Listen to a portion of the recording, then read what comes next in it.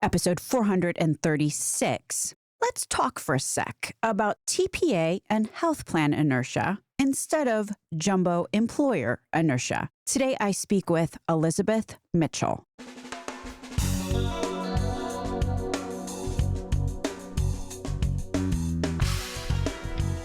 American healthcare entrepreneurs and executives you want to know. Talking. Relentlessly seeking value. The episode today is somewhat of a follow-on to the show with Lauren Vella, which was episode 406 about employer inertia. If we're talking about inertia, though, we'd be remiss not to get a little circumspect about the whole affair and subject some other stakeholders to our microscope. One of these stakeholders is EBCs, employee benefit consultants, practice leads, and brokers, which AJ Loiacono talked about in episode 379 to some extent, so we can check that box at least for now. That leaves TPAs, ASOs, and health plans, third-party administrators, administrative services onlys, and health plans. And this hotbed of inertia is what I talk about today with Elizabeth Mitchell from PBGH, the Purchasers Business Group on Health. Similar to earlier shows, one disclaimer is that I am using the TPA and ASO terms sort of interchangeably here. Again, TPA is third-party administrator and ASO is administrative services only, which is generally the term used when an insurance carrier offers services to a plan sponsor like a self-insured employer. And these services don't include insurance because self-insured. So the services are administrative only. One point to make clear before we dive in, this conversation is not about these carriers/payers/health plans in general and what they may or may not be doing. This conversation is very specifically focused on how well are those entities helping jumbo employers deploy their health benefits. And first, we talk about the role of a TPA or ASO, both in terms of what a jumbo employer might want them to be doing versus what they are often actually doing. Spoiler alert, what they are often actually doing is acting like a full-on health plan and charging as such, even if the health plan part is not what the self-insured employer wants or needs, especially when somebody figures out exactly how much additional is getting charged for those ancillary health plan services. Listen to the show with Justin Leader, that's episode 433, for a beat on just a piece of the how much additional that gets baked into the weekly claims wires many self-insured employers get. Bottom line, right now, there's a gap in the market. What is needed are indie TPAs who are effective and efficient and not owned by a health plan. Because if history is any predictor of the future, the second the TPA gets owned by a health plan, the TPA sort of ceases to be a TPA and becomes a health plan with all the attendant bells and whistles that a lot of times an employer can't opt out of. And also, the whole not sharing data becomes a thing, both cost data and also quality data. Now, just because there's a gap in the market, does that mean all jumbo employers are paralyzed into inertia? Well, it makes it harder, for sure. But it's also a reason to start figuring out how to solve for a problem when it has as many zeros at the end of it as this problem has. Have you seen these lawsuits popping up all over the place and just the numbers that are involved? Aramark's lawsuit against Aetna is just one example. Not to single out just this one, but in the interest of time, let's talk about this one. Aramark, a big employer, alleged that since 2018, Aetna has taken more than $200 million from it to pay for medical services that should not have been paid out, and retains millions of dollars in undisclosed fees. Mark Flores posted about this one the other day, link in the show notes.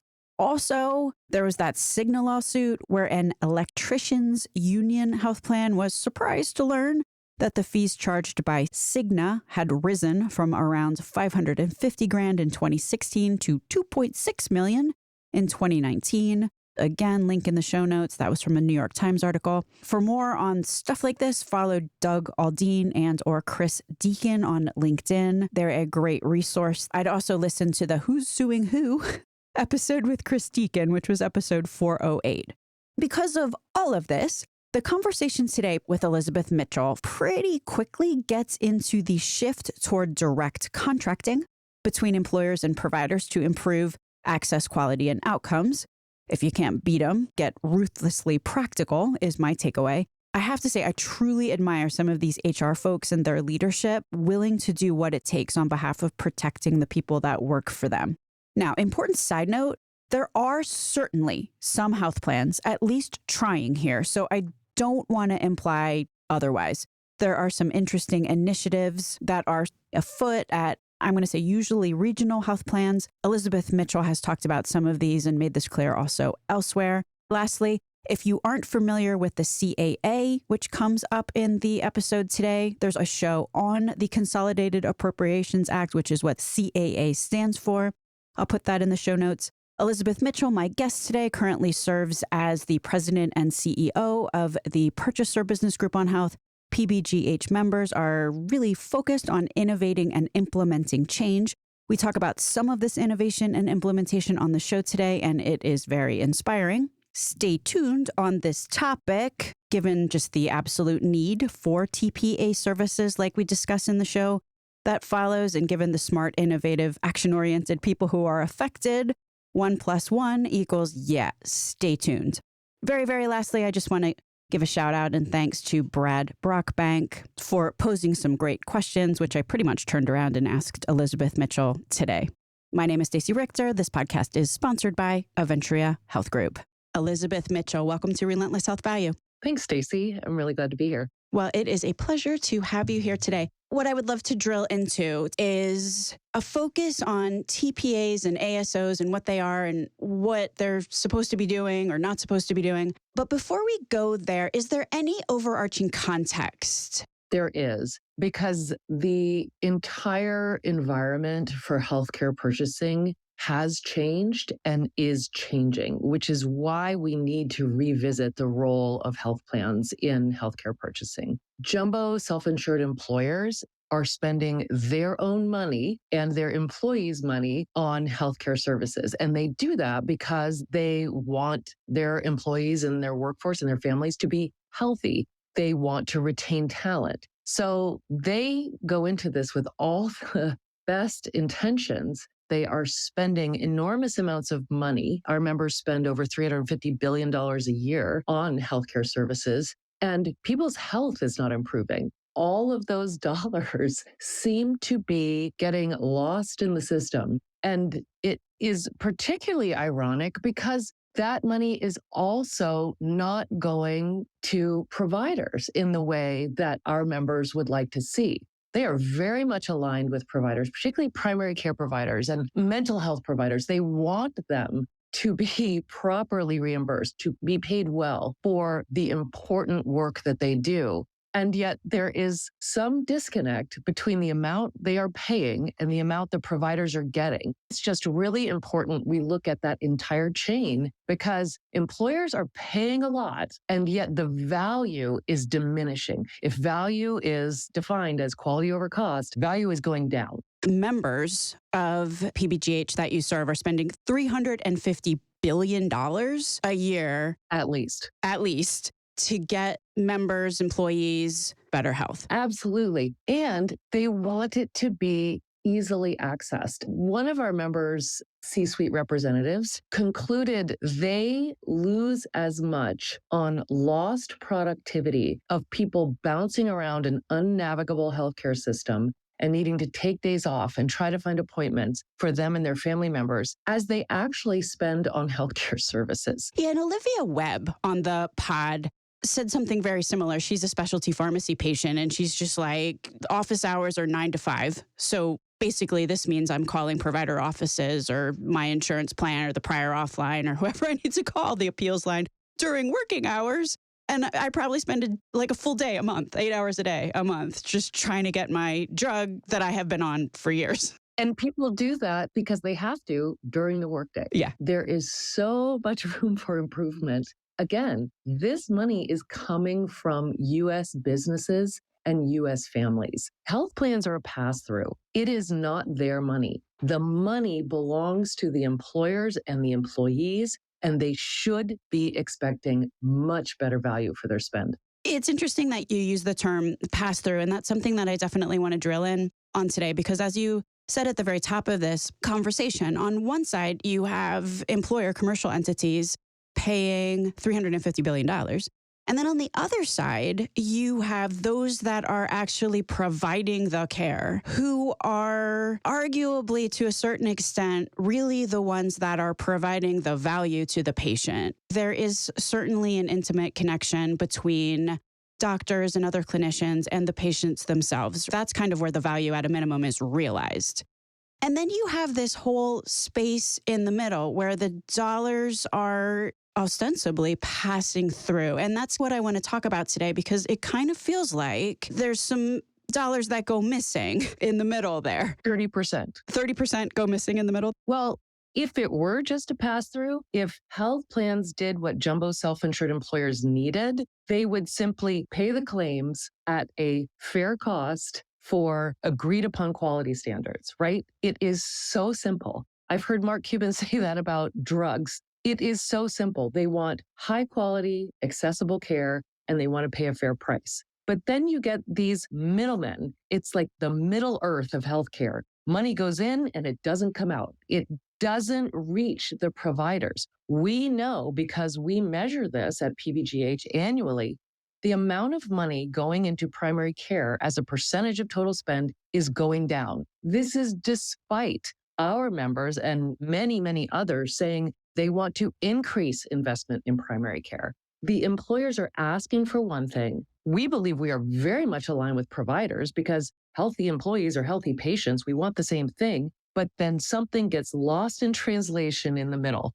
We have got to reconnect and reestablish the direct connection between the people paying for care and the people providing the care without all of the waste in the middle.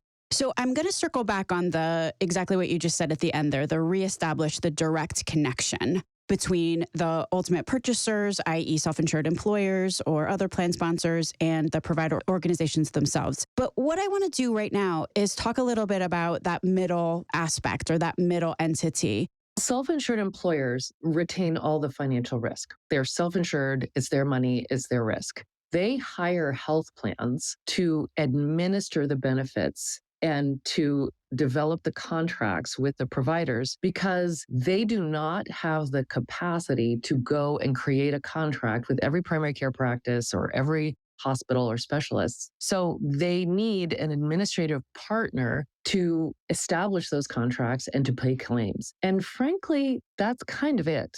But what happens is even when you have a really flexible, effective TPA, they tend to want to be a health plan when they grow up. They add lots of services and care management or care coordination or all these things that really are better done on the provider side. Optimal care management is actually done in a primary care practice, but health plans like to take on larger and larger roles in the management of healthcare. So they retain more and more of the money when they do that. And many health plans will not unbundle it, even when the employer asks them to. Even when they say, I would prefer my primary care partner to do this, they say, nope, all or nothing package of services. If they just paid the claims effectively in a timely way, provided transparent information on cost and quality, and managed the contracts, that would be great. But that is not happening typically. And what also happens is when you get an effective TPA, they tend to be bought by a very large insurer. It's like catch and kill, right? So they are acquired and then they go in a different direction. So summing up what you just said, the need of a self-insured employer, have somebody who can do three things. Number one, pay the claims. Number two, transparently provide data back relative to said claims. And then thirdly, do contract negotiations. Like it should be the day job of this middle person to do those three things. Because as you said, a self-insured employer, they're doing benefits. Your quote from you, which I love, a lot of times human resources groups are doing health benefits off the sides of their desks. Like they simply do not have time to be doing primary care contracts across the country or negotiating bundles with every single orthopedic practice across the country, right? So like You need an entity sitting in the middle wherein it is their day job to be doing those three things. What I'm understanding you saying is that should be the definition of a third-party administrator. However, because a lot of times this third-party administration is being offered as a service from a larger carrier, what they try to do is throw some of the other services that they may have available into these contracts. And that's when things start getting muddy, because then the employer starts to get charged for stuff that they may not want or need. But because there isn't a lot of options in the marketplace right now, they wind up getting saddled paying for stuff that they may not need. That's right. There is a myth that when an employer, even a self-insured employer, asks a health plan to do something, that it will happen. You would be amazed at how resistant many of the plans are to doing what employers ask them to do, even sharing data effectively or adding a doula benefit, or things that employers know are the right thing for their employees and to effectively manage their plan. It is remarkably challenging. That said, they are increasingly stepping into that space. We have employers who are literally taking the time to design bundles for maternity care, for an example, negotiate those contracts directly with health systems, because that is their best way of getting what they actually want and need for their employees. We have multiple members who are directly contracting for advanced primary care. They are saying, this is what we want to buy. This is what we're prepared to pay for it. These are the metrics to which we will hold you accountable. And then they are having direct relationships with those providers. They're understanding their barriers, like they can't integrate behavioral health because it's all carved out by the health plan, as an example. So they are understanding the barriers that their provider partners face, and they're working to address them. What is happening is in every case, they are seeing a 10 to 30% reduction in total cost of care, much better access, much better patient experience, and better outcomes. So we know this is possible, and it should be scalable. Yet many of the administrators have not achieved those same results. So what I predict, particularly under the new umbrella of the Consolidated Appropriations Act, where self-insured employers are being held accountable for high-value care, they are going to be moving more and more into these direct relationships where they understand exactly what's going on. It's all visible and transparent, and they have more control. Because one of the key changes under the CAA is they are now being held to an expert standard. They can't say, well, my consultant told me to do it, or my health plan said it was a good idea. They are being held to an expert standard. They have to take this in-house. They have to really dive into what is happening, where the money's going, what are the outcomes that they are getting, and they've got to own it. This is going to be a very different dynamic going forward. They are accountable, and that accountability will be passed on to all of their partners. So let me paraphrase in summary. You have some employers, large employers, they have asked their current third-party administrator, ASA, ASO, whatever acronym we want to use here, to help them improve maternal health benefits, including a doula, or do something, right? And just banged their head against the wall for so long, just not being helped. So these employers said, it might just be easier if I go to my local providers myself. So they go directly to the providers in the area or where their employees are, and they negotiate these direct contracts. And when they do, you start to see exactly what we started talking about at the very beginning, that 10 to 30% of spend, which is getting sucked up by a vacuum in the middle and is not actually passing through. Plus, you start doing these direct contracts, the data becomes transparent because the providers and the employers themselves have a lot of incentive to be aligned there. My friend Harold Miller says having a health plan in the middle between an employer and a provider is like being at the UN with a bad translator, because we lose the plot of trying to simply pay for high-value care. It is doable. And it's remarkably simple. We are in the process right now of supporting a couple of our members negotiate direct contracts. I kept thinking there was going to be more complexity to it. We set the quality metrics, we set the payment level, and then they pay it.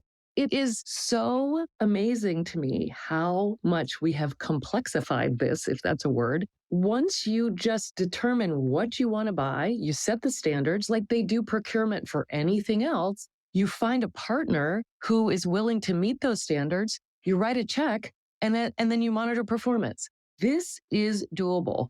It is happening right now. I think part of the challenge is that self-insured employers don't talk about this very much, right? They're not like the breathless VCs on LinkedIn all day. Ooh, we got a new customer. Ooh, we have a new investor. They're just keeping their heads down and they are doing this work. So let me dig in on the example that you just gave. First of all, you said you had a group of self-insured employers. They directly contracted. They were just like, this is really not that hard. Did they have the TPA in the middle, the third-party administrator, actually paying? Because the employer still needed to figure out how to pay the provider, or was the employer actually cutting a check? It depends on the arrangement and it depends on the scale. If it is multi-region or multi-practice, you tend to still need the TPA. They have got to just do the basic administration.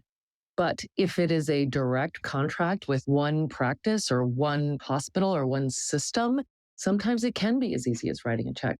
Now, I'm not downplaying the regulatory burdens of some of this because there are states like California that make it very hard for providers to assume financial risk. So I am simplifying it, but I am doing that on purpose because it is doable.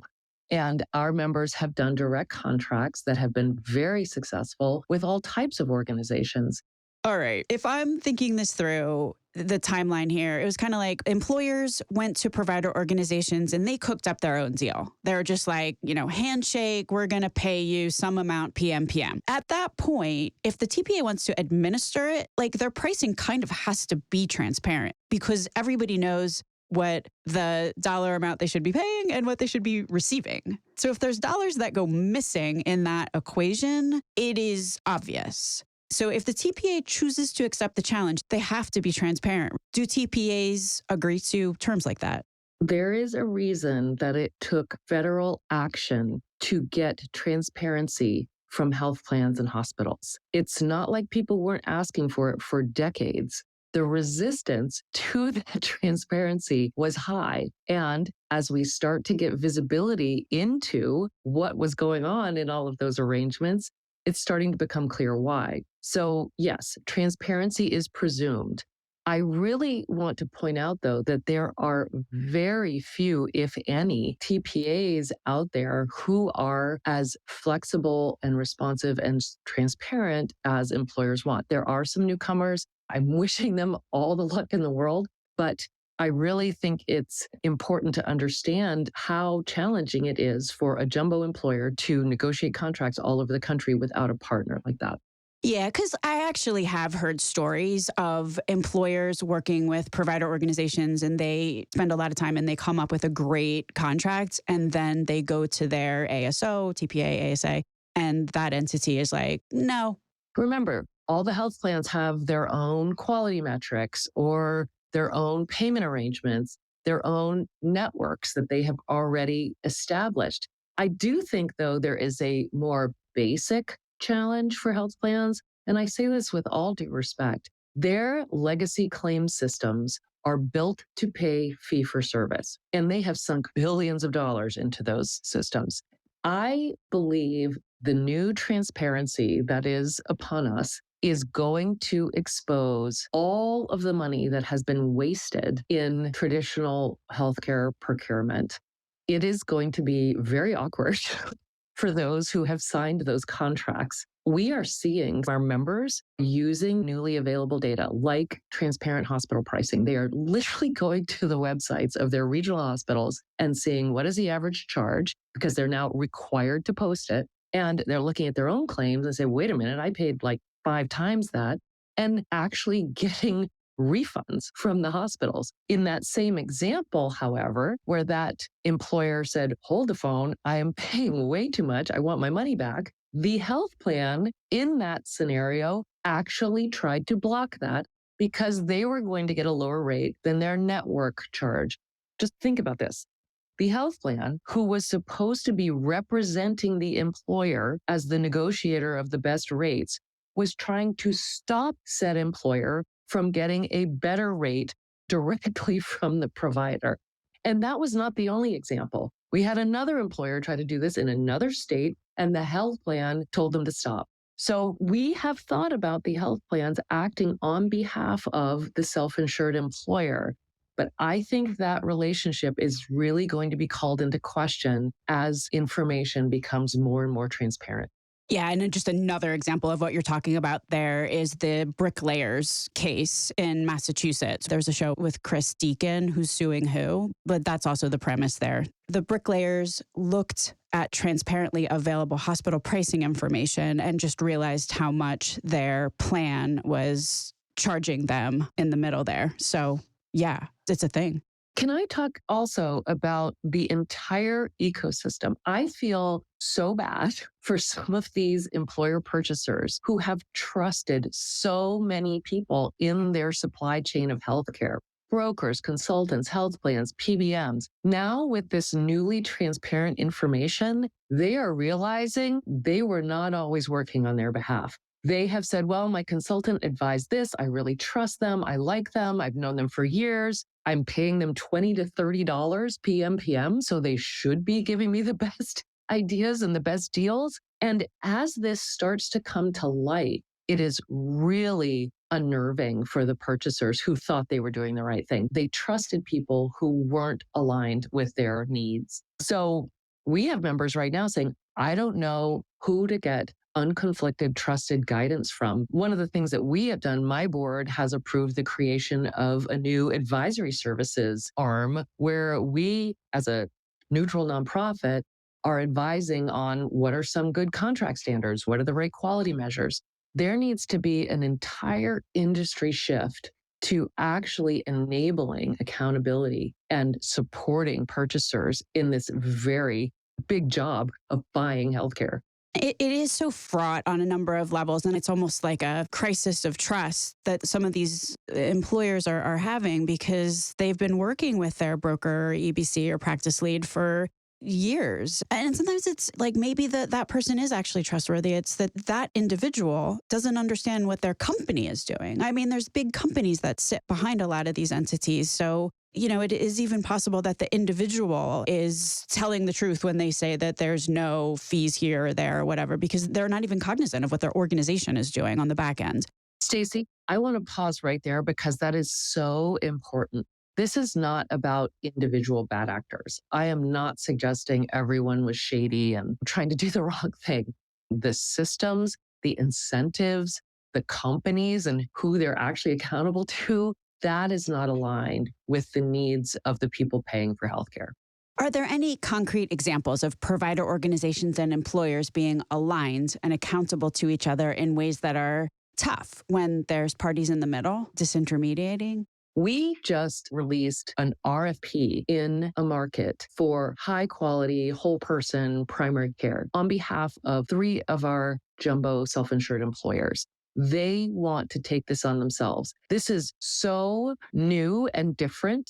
A lot of the providers didn't even understand the dynamic. What do you mean we're responding to you? What do you mean there's no health plan? And yet it was wildly successful. It is around quality and equity and access and all the things that these employers want on behalf of their employees. This is starting to happen because there are employer purchasers out there. And I really want to include public purchasers. They are ready to take this on and help their employees, help make sure that they are getting the care that they deserve. I am seeing more and more provider organizations and doctors themselves really aligned with what you're saying because, the enemy of your enemy is your friend, just that whole international relations statement that if you have a doctor really looking to do the right thing by patients, the employer, just based on, again, going back to the very beginning of this conversation, is another entity which is concerned about whole person health. So working together can have a lot of alignment.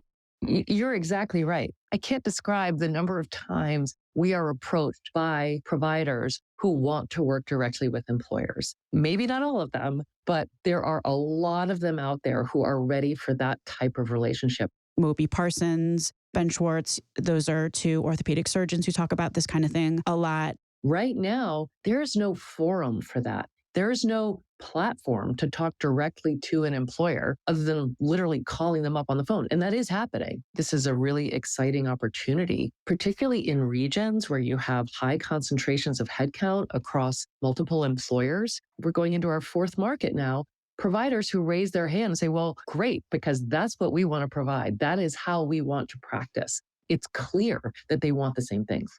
I guess there's like Michi in New York. What you're saying is resonating maybe philosophically, because if you think about this from an employer standpoint, another word for an employer is a customer. We all realize that as customers of almost every other thing, it's up to us to set the standard. It's hard. Sometimes, can you blame a vendor for being self-interested and giving you a bid that is wildly high? You're like, I guess that's how capitalism works, that they sure feel free to give me a super high bid, but then it's kind of like my job to say, no, I'm not. Basically applying purchasing discipline, right? That Exactly. They probably apply elsewhere in the business. It's difficult, but it's almost the responsibility as a customer, as a fiduciary to the employees on the plan, to apply the same purchasing discipline, and others have said this on the show, that we do elsewhere to healthcare, and to understand what we want and to figure out how to get it, because otherwise the wolves are in the hen house. I completely agree with that. In a market, someone gives you a bad bid, you don't take it. You don't buy it. Here's the challenge is, one, there's been no transparency. And they have not been able to get their data to actually even evaluate the performance. One of the changes within the CAA, it absolutely clarifies that employers are entitled to the data they need to evaluate cost and quality. But then the other problem, there are not any alternatives. If all of the plans are doing the same thing, where are they supposed to go? I think that there are some new market entrants. I also think there's a big opportunity. If you could just have a platform that does flexible payments, innovative payment models without all the other stuff that no one wants to buy, I think that would be pretty compelling. I do think those are starting to emerge. But right now, if you are looking for a big health plan administrator, there's not a lot of options for something really different. If you're an entrepreneur and you're looking for a need in the marketplace, set up a third-party administrator where you, and I'm going back to what you said earlier, where you pay the claims, you do that well, you're transparent with the data, and that you do contract negotiation really well. Like, just do those three things really well, and there's a big market out there. This is really important. A lot of the new market entrants, they come with VC backing or whatever. Their investors want them to make money. Totally makes sense. No problem. However, their incentives must be aligned with the self-insured employer for this to work. They need to make money by doing the right thing, not just maximizing healthcare spending. That just has to be clear from the outset. And the fees have to be transparent, right? I think as more employers become sophisticated enough or see transparent data enough to realize getting the best price doesn't mean negotiating the fixed fee and picking the entity that has the lowest fixed fee, because it's like an iceberg. If we have an alignment between those who need a plan administrator and the plan administrators themselves, what is a fair fixed fee so that I can actually administer the plans and make my investors happy and you make your investors happy, right? That would seem to be a true handshake, as opposed to kind of like what's going on now, where I pretend to have very low fees, but I'm just showing you the tip of the iceberg because I'm making all this money in ways that are misaligned with my customers' incentives. It is the equivalent of what we're seeing in the PBM space, just on the medical side. You've got all of this super confusing rebates, spread pricing. And if you just had a transparent price with fair profit built in, a lot like the Mark Cuban model, you could do that on the TPA side. It is not impossible to have a TPA that is making a healthy amount of money and yet is responsive and transparent and accountable. One other thing that is extremely important, we've talked a lot about setting a fair price, and it should absolutely be transparent. What my members care even more about, though, is the quality of care. They need to know their employees are going to high quality, safe providers. And to date, most health plans have not been terribly innovative around quality measurement.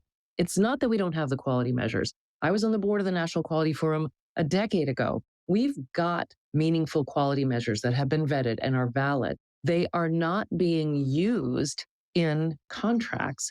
And that is very important to employers because, frankly, all the evidence shows that better care costs less. You can actually pay more for care. And if it's really high quality, there's no readmission, or you avoid a hospitalization or a procedure in the first place, and you get that really high quality care from the outset, you save money downstream. You save on the total cost of care. That is such a win because patients are healthier, they don't have unnecessary procedures, and they save money.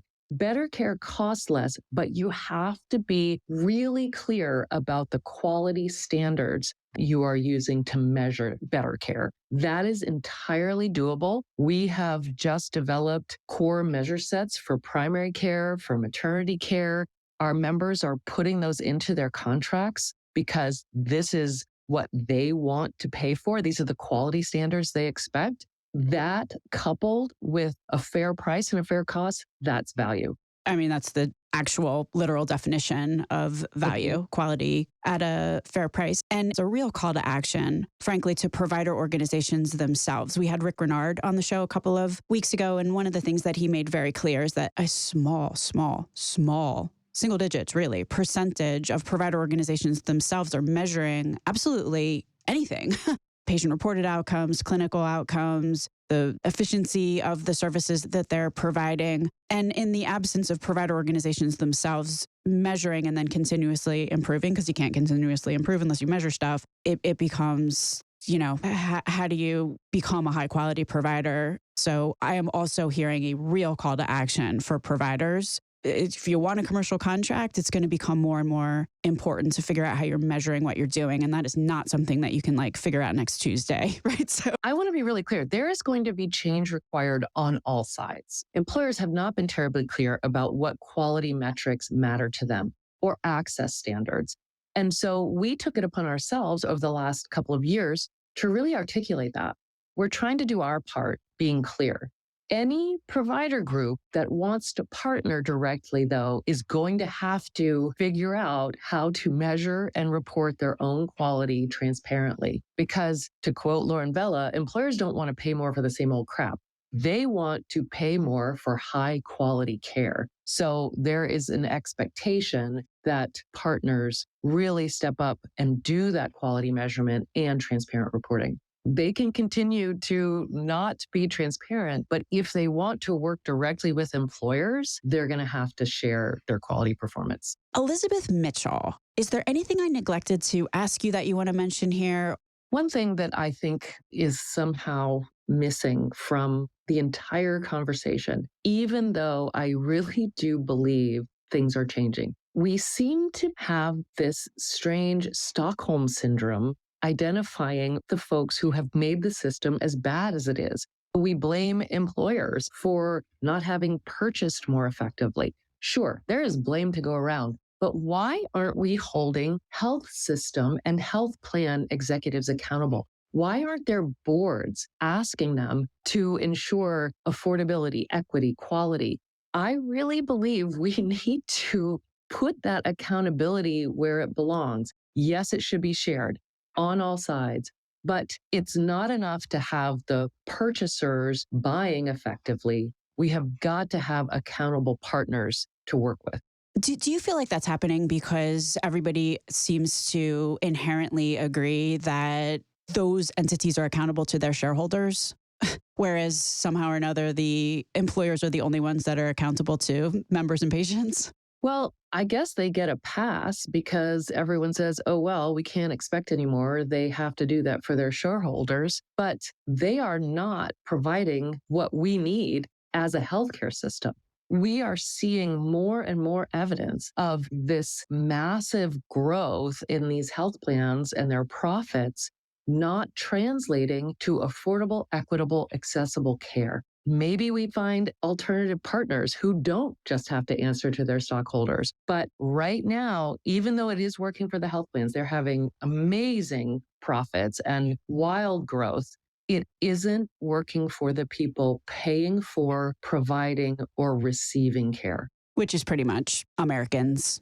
Everyone else. Yeah, I was just going to say America. Elizabeth Mitchell, is there some place where you would direct people if they want to learn more about some of the things that you were mentioning today? Well, I am going to share a video we did recently with a few of our members who are doing direct contracting, all of whom are having real success. As I mentioned, we have launched PBGH advisory services for unconflicted guidance for employers. We are also launching a major data project to enable actual transparency and use of cost and quality data in purchasing. And we have launched an advanced primary care network in several markets. That is going to be a place where employers and providers come directly together to design an entirely new approach to healthcare delivery. And we will put links in the show notes. Elizabeth Mitchell, thank you so much for being on Relentless Health Value today. It's such a pleasure. Thank you. So let's talk about going over to our website and typing your email address in the box to get the weekly email about the show that has come out. Sometimes people don't do that because they have subscribed on iTunes or Spotify and or we're friends on LinkedIn. What you get in that email is the whole introduction of the show transcribed. There's also show notes with timestamps. Thanks so much for listening.